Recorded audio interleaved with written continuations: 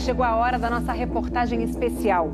Há 30 anos, objetos voadores não identificados foram perseguidos por aviões caça da Força Aérea Brasileira nas áreas de São Paulo e do Rio de Janeiro. Você vai conhecer agora gravações inéditas desse episódio, que ficou conhecido como a Noite Oficial dos OVNIs.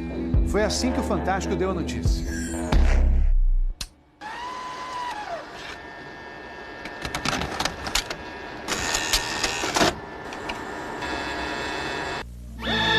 Esta semana, altas autoridades militares do Brasil admitiram publicamente pela primeira vez ter visto objetos voadores não identificados, os OVNIs. O próprio ministro da Aeronáutica, Brigadeiro Moreira Lima, deu a entrevista para informar que pilotos das bases de Santa Cruz, no Rio de Janeiro, e de Anápolis, em Goiás, chegaram até a perseguir e a ser perseguidos pelos objetos voadores não identificados na região de São José dos Campos, sobre o Vale do Paraíba, e trechos do estado do Rio de Janeiro. Eram 21 OVNIs, segundo os militares, que ficaram mais de 3 horas sobrevoando o território brasileiro na noite de segunda e madrugada de terça-feira. Toda vez que é detectado algum objeto não identificado, evidentemente há um processo bastante eficiente de verificar se foi alguma aeronave que está voando sem um plano de voo aprovado, etc. Mas quando se comprova que é algo diferente, as aeronaves então são acionadas. O que ocorreu foi que os radares detectaram vários objetos não identificados. Veja agora, minuto a minuto, o que aconteceu naquele 19 de maio. Às 8h30 da noite, um ponto luminoso é avistado pelo controlador de tráfego aéreo na torre do aeroporto de São José dos Campos, São Paulo. Um avião Xingu da Embraer se aproxima para pouso e o controlador pergunta ao comandante: "Você está vendo o ponto luminoso?" O Xingu confirma o avistamento, muda a rota e tenta se aproximar do OVNI. Quem estava no comando do avião era o coronel Osiris Silva, que voltava de Brasília depois de tomar posse como presidente da Petrobras. Eu vi um objeto luminoso no espaço, parecia um astro normal. Eu voei na direção dele e após 5, 6 minutos de voo, fiquei com a impressão de que ele começou a esmaecer, a perder a intensidade e o brilho. 9h14 da noite. O controle de radar de São Paulo registra sinais sem identificação. 9h20. O controle aéreo em Brasília confirma a presença de objetos voadores não identificados. 10h23. O primeiro jato F-5 decola da base aérea de Santa Cruz, no Rio de Janeiro. Ele carrega armamento de guerra pronto para ser acionado. 10h45. O radar da base aérea de Anápolis, em Goiás, detecta sinais no radar. Um Mirage também armado decola em busca dos OVNIs. 11h15 da noite. O piloto do primeiro F-5 a entrar em ação avista um ponto luminoso e começa a perseguir o objeto voador não identificado. Nosso objetivo justamente era esse, se aproximar e identificar. Nós não conseguimos nem nos aproximar, muito menos identificar. 11h17. Mais um Mirage decola da base de Anápolis para perseguir os objetos. 11h20. O caça F-5 recebe pela primeira vez um sinal no radar de bordo confirmando a presença do objeto não identificado à sua frente. 11h36.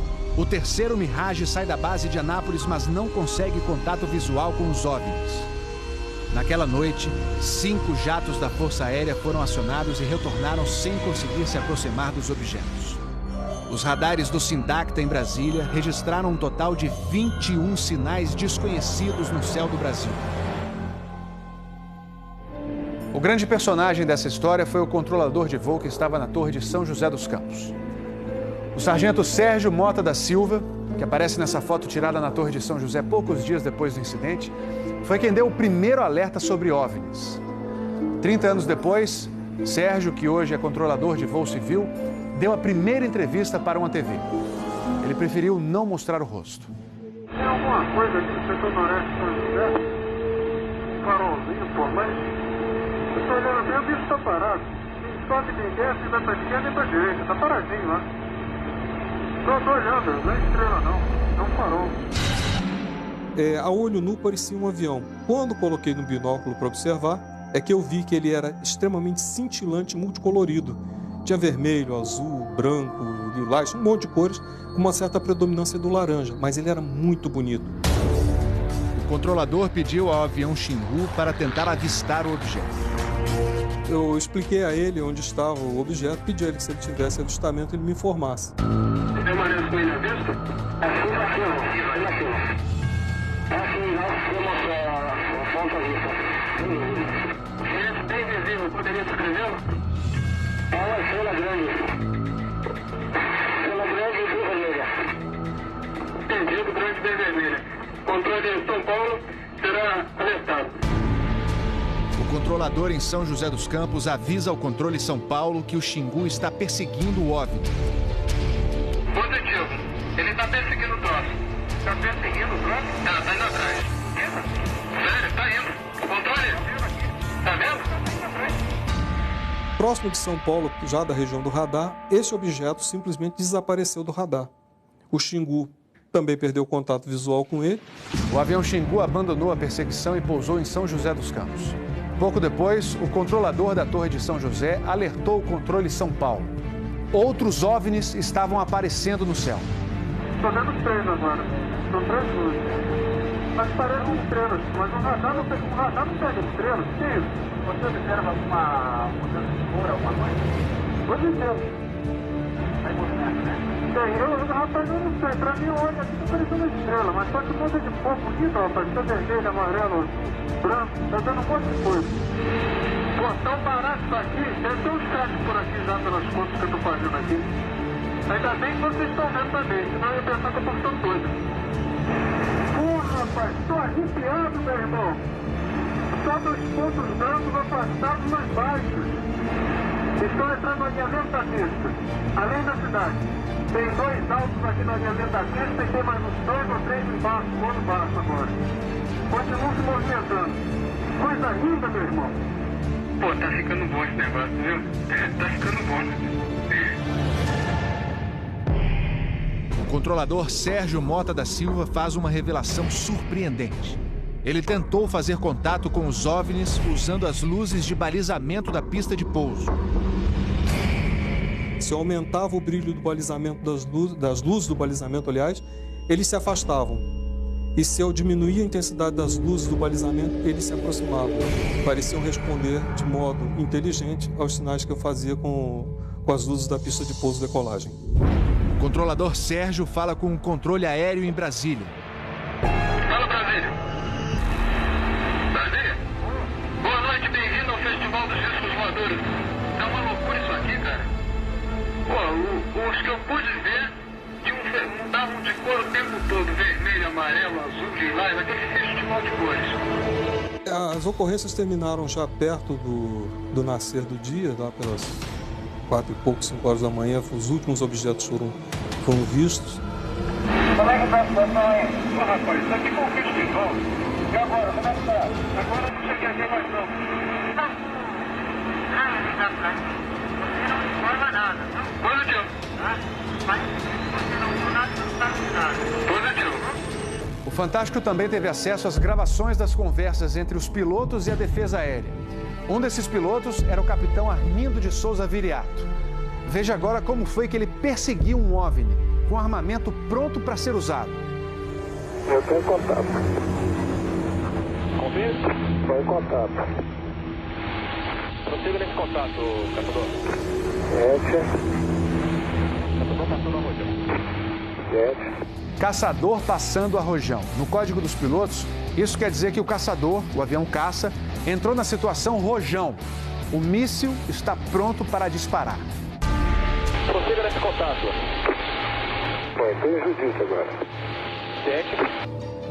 Judite significa que o alvo está no radar. Ou seja, o piloto pode atirar se for autorizado pela defesa aérea. Mas neste momento, o alvo se afasta em alta velocidade. Está aumentando. Aumentando a distância, confirma. Afirmativo.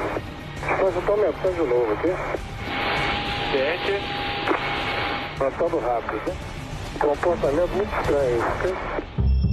O capitão Viriato falou sobre a incrível velocidade dos OVNIs numa entrevista ao Fantástico. Essa aceleração, o radar de Brasília chegou a pegar na época de defesa aérea, deu aproximadamente Mach 15. Isso aí daria em torno de 15 mil km por hora. 15.000 quilômetros por hora é uma velocidade muito acima dos jatos mais rápidos do mundo, que chegam no máximo a 4.000 quilômetros por hora. Um documento confidencial do Comando de Defesa Aérea de junho de 1986 concluiu: os objetos produziram ecos nos radares do sistema de defesa e também nos jatos que perseguiram os OVNIs. Houve contato visual dos pilotos. Os objetos atingiram velocidades supersônicas e mostraram capacidade de acelerar e desacelerar de modo brusco. E a principal conclusão do relatório: os fenômenos são sólidos e refletem inteligência, pela capacidade de acompanhar e manter distância dos observadores, como também voar informação. Não foi possível identificar a origem dos objetos. Foram esses dois ufólogos, pesquisadores de OVNIs, que conseguiram no Arquivo Nacional em Brasília a liberação gratuita dessas gravações. O fenômeno OVNI é real, existe, e o governo sabe disso, as Forças Armadas sabem disso. Essa documentação sendo exposta para o público permite que as pessoas entendam que isso não é brincadeira. Não tem como a gente falar que seriam naves extraterrestres, né? Eram objetos voadores não identificados. Não podemos dar qual a procedência deles, qual a origem. É alguma coisa inexplicável do nosso ponto de vista tecnológico à época e mesmo ainda hoje. Brasília? Boa noite, bem-vindo ao Festival dos Discos Voadores.